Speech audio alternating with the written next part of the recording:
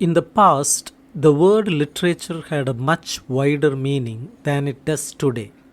In the 18th century in England, literature included many kinds of writing: philosophy, history, essays, and letters, not just poems or stories. A piece of writing was seen as literature if it reflected the values of the upper class. Street songs or popular romances were not included. Literature was not just about personal feelings or imagination, it served a purpose in society to spread the values of the ruling classes, teach good taste and manners, and bring people together after the disruptions of civil war. Over time, especially during the Romantic period in the 19th century, the meaning of literature changed. It came to mean imaginative writing, like poetry and novels, rather than practical or factual writing. Creativity, deep feeling, and unique vision became important. People began to believe that imaginative works were more valuable than plain descriptions of reality. Poetry became special because it was seen as able to express deep truths that could not be reached by reason or science. The change in how literature was viewed happened during a time of major social change. The world was moving from feudal and religious societies to modern capitalist ones. Revolutions in America and France challenged old power structures, and England was becoming a leading industrial country. In this new world, many felt that art and poetry could preserve the human values that were being lost in the rush for money and progress. Romantic poets like Blake and Shelley believed the imagination had the power to change the world. For them, literature was more than escape. It was a form of resistance to the cold and mechanical society created by industrial capitalism. By the 19th century, the study of English literature started to grow. One reason was the decline of religion. Religion had played a strong role in shaping people's beliefs and emotions, but now it was weakening. In its place, literature stepped in to take over some of religion's old roles. Figures like Matthew Arnold said literature could teach morals and give people a sense of unity and purpose. English became a school subject not just to entertain but to shape citizens, especially the working class. If people were taught to love great English writers, it was believed they would become more loyal and peaceful members of society.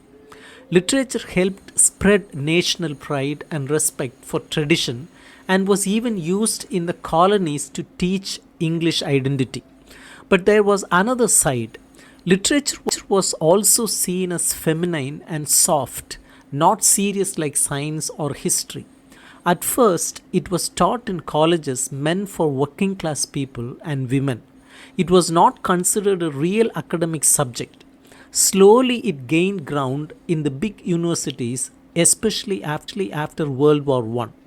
The war shook many old beliefs, and people turned to poetry and literature to make sense of their pain and loss. Critics like F.R. Lewis and I.A. Richards worked hard to turn English into a serious subject. They believed literature had the power to society. By reading great books and thinking deeply about them, people could become better, more sensitive human beings. Lewis argued that literature should be studied carefully, not as a hobby but as a moral guide. The journal Scrutiny, which he helped run, said literature was not just about beauty, it was about life, values, and truth. Students were encouraged to read closely and analyze how writers used language to create meaning. Lewis believed that modern society had become shallow and greedy, and literature could help people hold on to older, richer ways of thinking and feeling. This was not just an academic idea, it was a way of life. Literature offered a kind of resistance to mass culture and consumerism. It became a substitute for the spiritual and moral values that industrial society had. But Lewis's approach had problems. It was very focused on a narrow group of authors, mostly male, mostly conservative, and often dismissive of writers outside the tradition he admired. His movement was so elitist. It claimed to speak for all humanity, but it all down on ordinary people who did not read serious books. Still, it had a lasting impact. Even today, many English students read with a kind of close attention that Lewis and scrutiny promoted. At the same time, other thinkers like T.S. Eliot were also shaping how literature was studied. Eliot admired tradition and believed that great works of the past formed a kind of timeless order. New works could be added, but only if they fit into the existing structure. Like Lewis, Eliot disliked the individualism and rationalism of modern society.